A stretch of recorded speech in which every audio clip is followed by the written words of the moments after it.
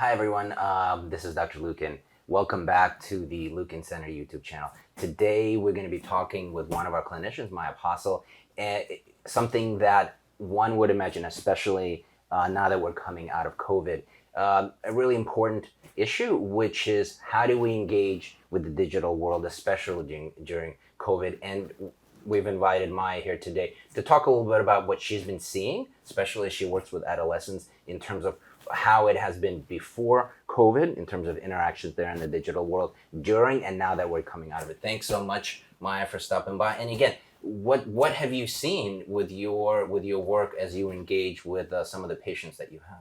Since really coming out of the full lockdown portion of the pandemic, and we've been in this kind of hybrid, still quite digital, but not so confinedly digital world, a lot more self-esteem, anxiety, and self-worth. A lot of comparison amongst adolescents with peers, with public figures, Sure. with influencers in the online world, and really kind of creating this sort of digital dysphoria experience where especially the young adolescent girls that I work with primarily are kind of struggling to really see themselves for who they are in their real life as well as their digital life, as well as their friends. So we're seeing, girls kind of comparing a portion of themselves to a portion of someone else, and often comparing the worst of themselves to the best of someone else. Right. Kind of really furthering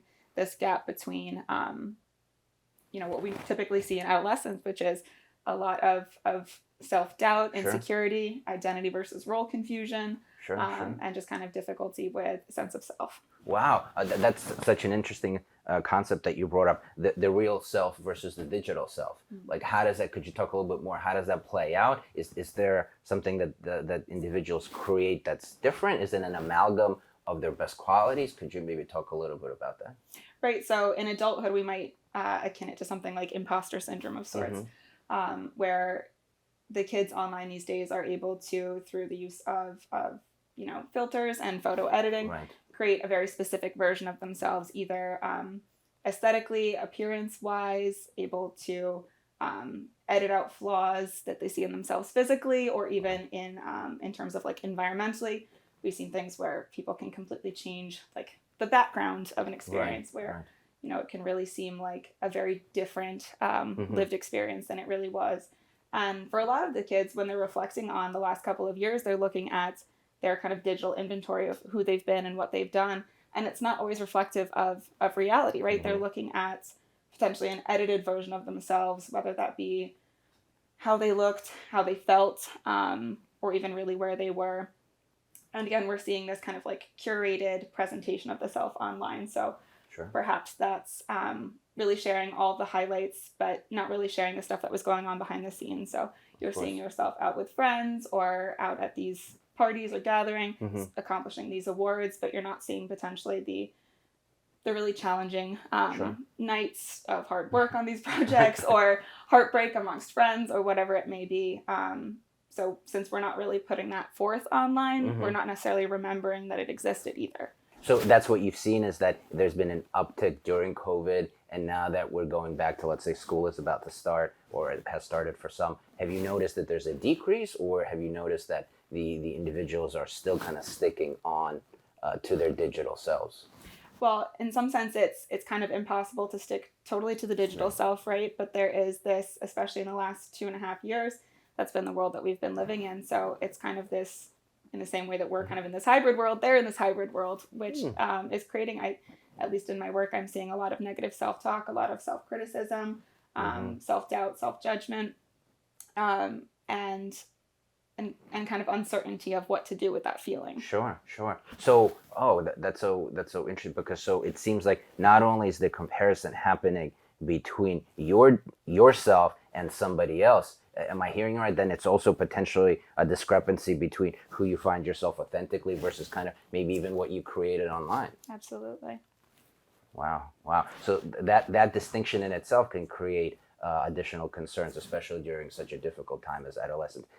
Any takeaways? Anything that you've noticed that some of the kids are bringing up that's consistent across different clients, something that, potentially the viewer can benefit from hearing? Absolutely. So I think first and foremost, understanding that the internet is not going to really make itself a comfortable space for you. We do have a responsibility as our kind of online citizenship to create safe internet spaces for ourselves, right? So are we following creators and influencers that are breaking us out of some of these unhealthy patterns? Are we following creators that are talking a little bit more about the real side of life, that are showing themselves in the real side of life?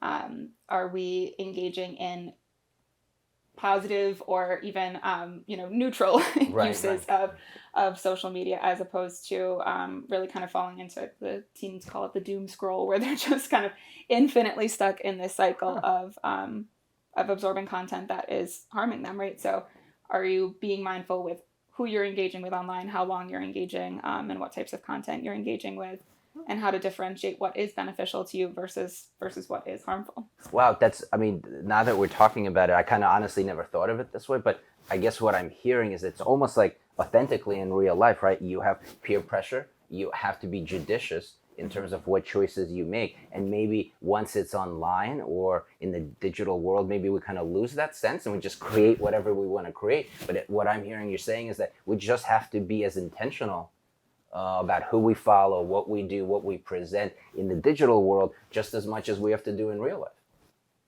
Absolutely. And I think for parents of this next generation too, it can be an overwhelming task understanding the digital world yourselves while also trying to guide your child through it. And I think at times it's in our nature to critique our teenagers out of fear, right? Because maybe they're underinformed, or we're worried about a negative outcome for them. But really creating that safe and open space to talk with your teenagers about what they are experiencing online, and removing some of the fear that we might bring to the table, talking about that might come across the teenager as criticism or judgment on behalf of or misunderstanding on behalf of the kind of generational differences that we see with this as well. Sure. And for some of our viewers who are in that age range that you typically work with, any takeaways from how to be able to engage almost with the internet in a more effective way? Absolutely. So I think first and foremost, going through your followers, really curating, paring down what is a good peer group for you to be mingling with online. I think limiting the amount of time that we use our social media in a week. As with any behavior or any type of coping or outlet, being self-monitoring when and why you're choosing to use something. If you're using or finding yourself drawn to apps like TikTok or Snapchat as a form of kind of escaping something because you're not satisfied with what you're feeling in the present moment or struggling with something, maybe we're engaging in avoidant behavior and not really meeting our needs at the present, and then kind of furthering a distorted relationship with social media or with technology. Right. Wow. Okay. Well, that's it's definitely something to keep in mind, especially for some of our parents and also the the adolescent population, to make sure that, again, it sounds like, I guess from what I'm hearing, obviously the digital world has a lot of positive things to offer, like information. On the other hand, it's something that people can hide behind and create these almost like illusions of kind of who they are. Could, instead of benefiting them, it can create more issues for themselves. So being really intentional about who you follow, who follows you, and what kind of content really you put out there for yourself is definitely, it sounds like a great takeaway. Well, thanks so much, Maya. And as always, thank you guys for tuning in. And as always, we'll see you next time. Take care. Bye-bye.